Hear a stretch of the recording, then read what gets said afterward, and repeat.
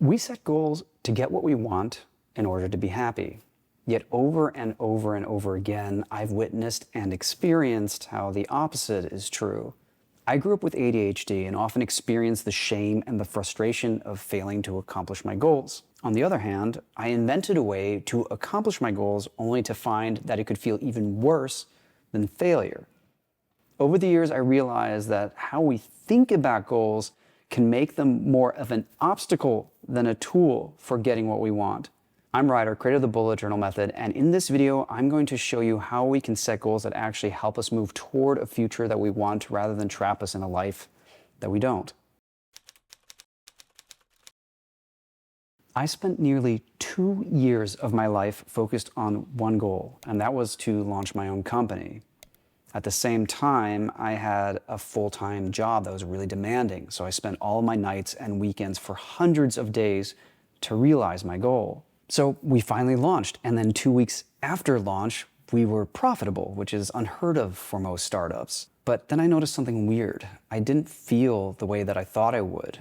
I didn't feel happy. Actually, I felt bad. I felt like something had been taken away from me. I had spent all this time building this company, and then I realized it's not what I wanted. Why did the success feel even worse than failure?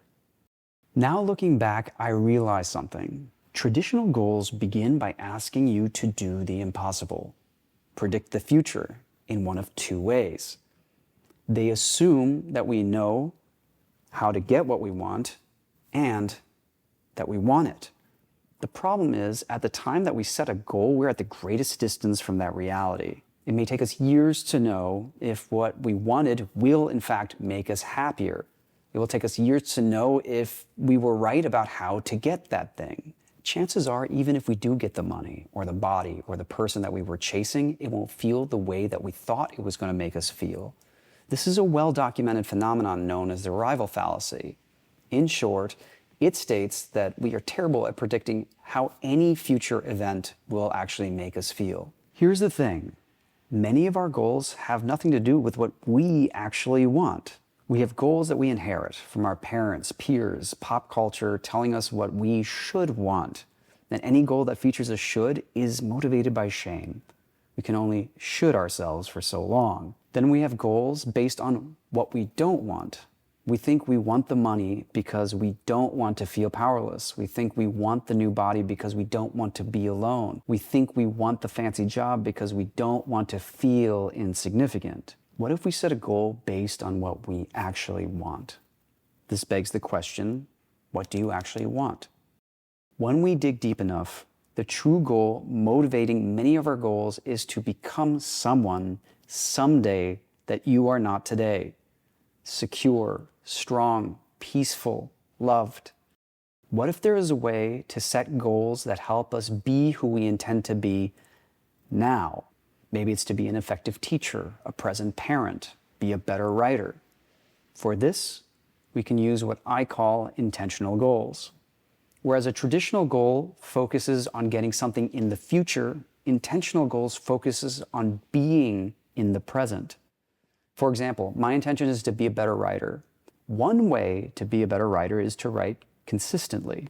So setting a goal to write a book, for example, is a promising way to be a better writer in the here and now.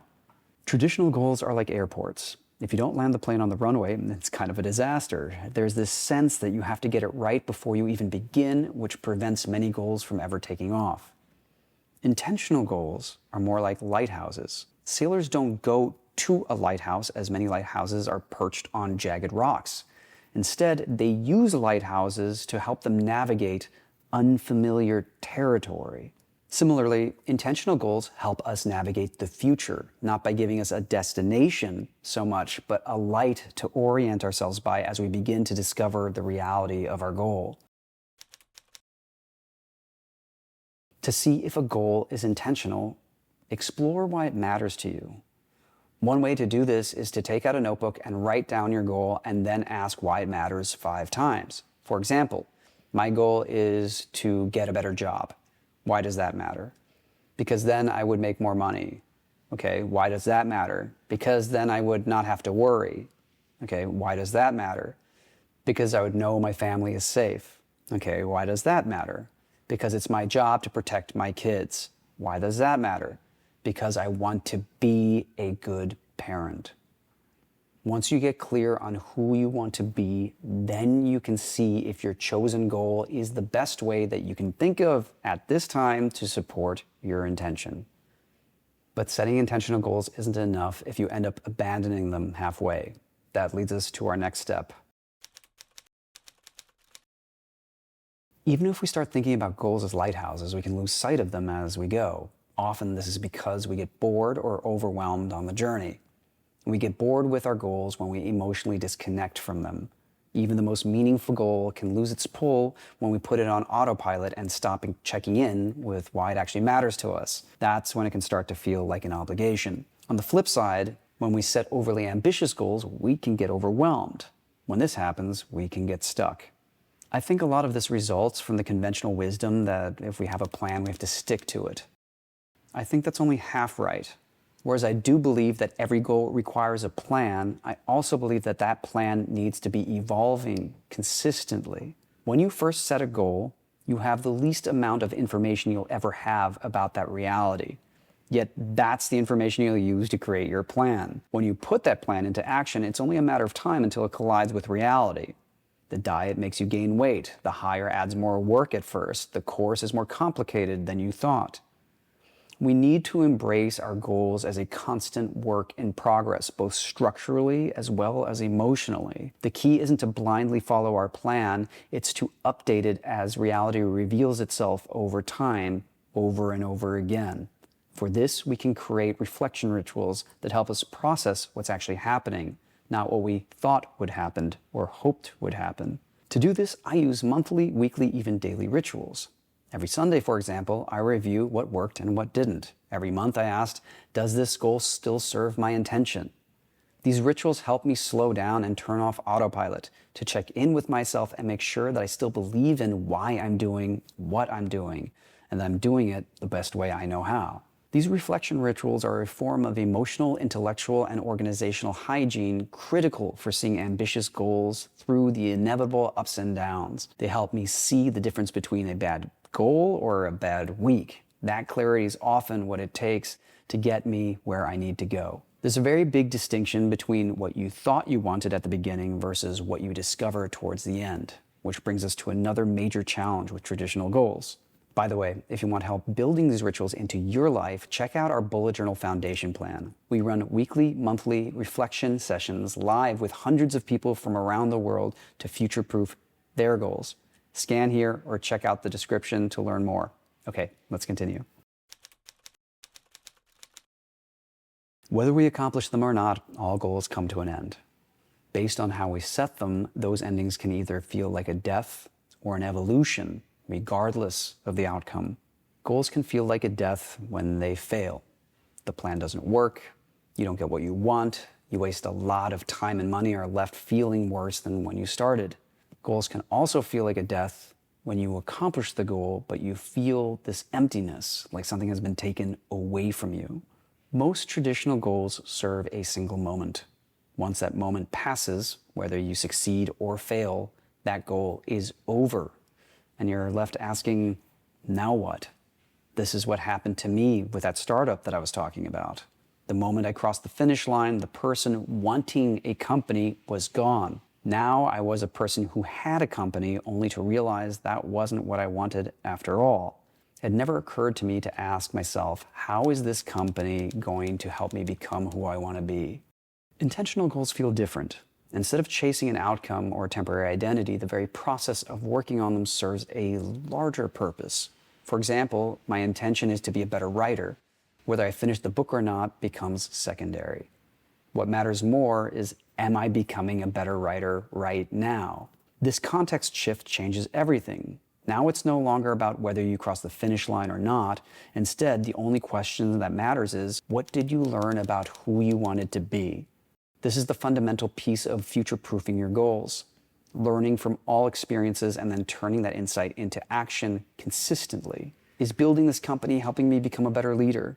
Is this training helping me become a better parent? Is this book helping me become a better writer? In other words, what are you learning about who you are being through this goal?